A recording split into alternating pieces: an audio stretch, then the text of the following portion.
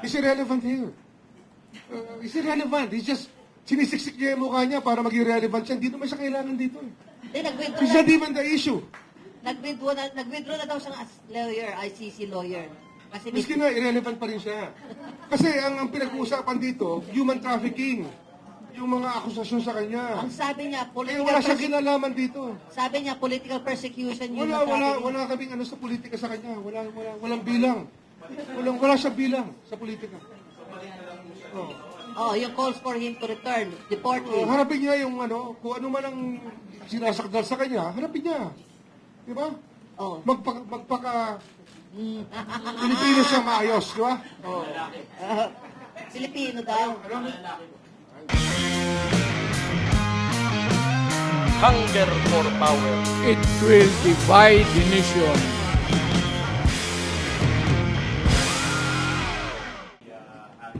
He's irrelevant here. He's irrelevant. He's just, sinisiksik niya yung mukha niya para maging relevant siya. Hindi naman siya kailangan dito. Hindi, nag-withdraw He's na, not even the issue. nag-withdraw na daw siyang as lawyer, ICC lawyer. Kasi Miski na, irrelevant pa rin siya. Kasi ang pinag-uusapan dito, human trafficking. Yung mga akusasyon sa kanya. ang sabi niya, Eh, wala siyang kinalaman dito. sabi niya, political persecution, human Wala kaming ano sa politika sa kanya. Walang bilang. Wala siyang bilang sa politika. Sir, yung ano, hindi naman unprecedented yung Secretary of Justice appearing before the Supreme Court. Hindi naman. Instead of the soldier, because Nani Perez did the same. And that time, he even corrected the Supreme Court saying, my name is Hernando, not Hernani. So what are your personal feelings about, the possibility of, well, kayo say bypassing the soldier, the normal channels, and the SOG instead of the soldier appear? Your personal feelings. Tapos our second question. Meron kami authority.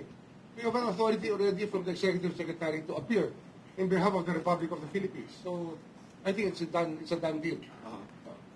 So are you looking forward to it? Well, a job is a job. It's something that we have to do. A man's got to do what a man's got to do under the circumstances. So yung second question ko, sir, yung Malaysian situation, is it referring to dun sa Sultans of Sulu, Yes.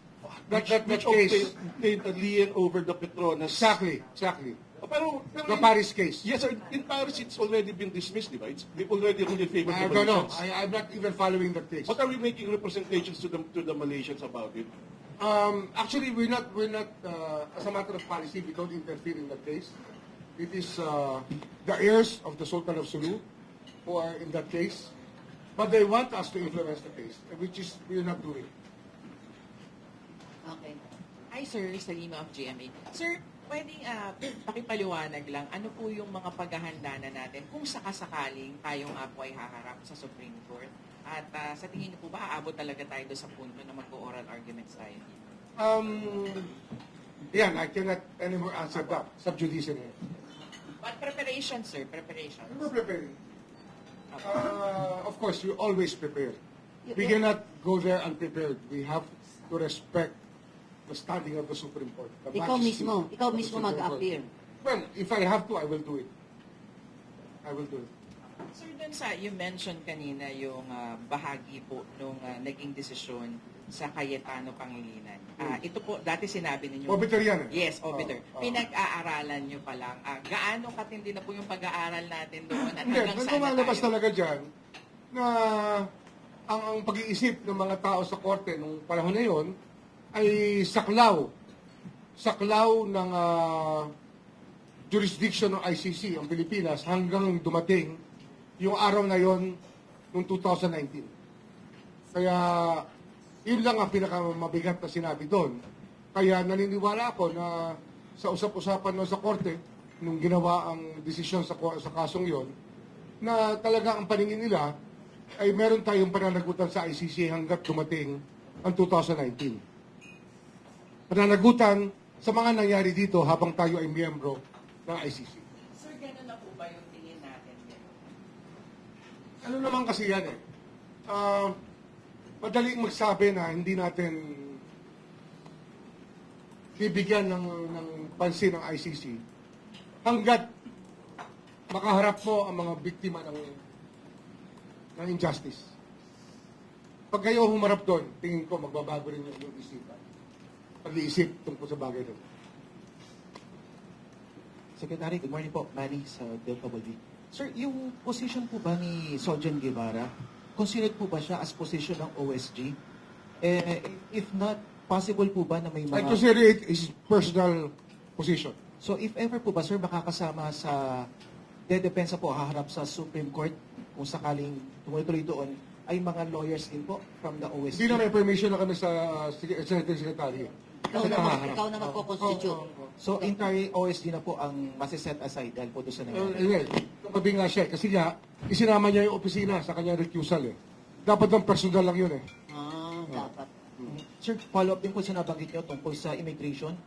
Nabanggit po kasi kahapon ni Commissioner Viado yung kanyang request sa mga local governments na tumulong na sa paglaban po doon sa pagdaan backdoor. He mentioned yung latest case po ng mga sinaklolohan sa Cambodia na dumadaan daw po sa backdoor natin.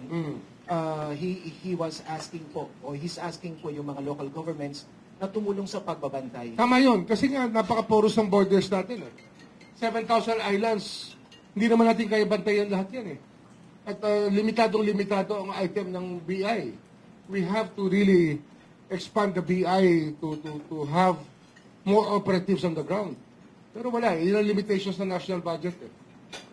We have to work on that and we'll try to come up with a better staffing pattern for the BI in the future. Ano nga yung BI modernization law is still pending and hopefully the incoming Congress will do something about it. Sir, paano po sa role naman, sir, ng mga local governments? Other law enforcement? Yeah, definitely meron tayo sinumpaang tungkulin sa saligang batas at nasusundin natin at ating pagtatanggol ang batas ng Pilipinas. Kaya kung merong hindi sumusunod sa batas, ay pananagutan niya ng local government na pasunurin ang tao sa batas. At kung merong labas-pasok sa ating mga lagusan na mga taong hindi naman dokumentado, ay mahalaga na kanilang arestuhin ang mga taong ito. Kasi yan ang kapangyarihang ibinigay sa kanila ng batas. Kapangyarihan at responsibilidad. Sir Joe Casilo po of GMA News Online. Sir, former presidential spokesperson Harry Roque cited Article 59 of the Rome Statute. Sabi po niya, hindi daw po competent judicial authority ang prosecutor. That's irrelevant here. We're not talking about the ICC law, we're talking about 9851. So, that's irrelevant. Ano kasi, di ba, we follow that principle that domestic law prevails over sovereign law. Yes, exactly. We use 9851. The ICC law That's does the not... principle. We're not... sila nga nagsabi, sila nag-withdraw nga sa ICC. Sabi, sa site nila yon. Well, we still go with the principle of committee that we still respect the ICC. That's 125 countries grouped together forming the International Criminal Court. Ginagalang natin yan. Pero hindi natin kailangan na sundin ang bawat alituntunin at utos dyan. Ang mahalaga, may paggalang sila sa atin at may paggalang tayo sa kanila. Okay? Ano si Adrian? Si Adrian. Kanina. Adrian. Ano si Adrian? Meron ba? Ano si Adrian? Okay ba sa inyo mabigyan ng asylum si Attorney It's irrelevant here. It's irrelevant. It's just, sinisiksik niya yung mukha niya para maging relevant siya. Hindi naman siya kailangan dito. Hindi, nag-withdraw It's na. not even the issue. Nag-withdraw na daw siyang as lawyer, ICC lawyer. Kasi Miski na, irrelevant pa rin siya. Kasi ang pinag-uusapan dito, human trafficking. Yung mga akusasyon sa kanya. ang sabi niya, Eh, wala siyang kinalaman dito. sabi niya, political persecution yun. Wala kaming ano sa politika sa kanya. Walang bilang. Wala siyang bilang sa politika. Oh, yung calls for him to return, deport him. Harapin niya yung ano, kung ano man ang sinasakdal sa kanya, harapin niya. Di ba? Oh. Magpaka Pilipino siya maayos, di ba? Filipino daw. Ano?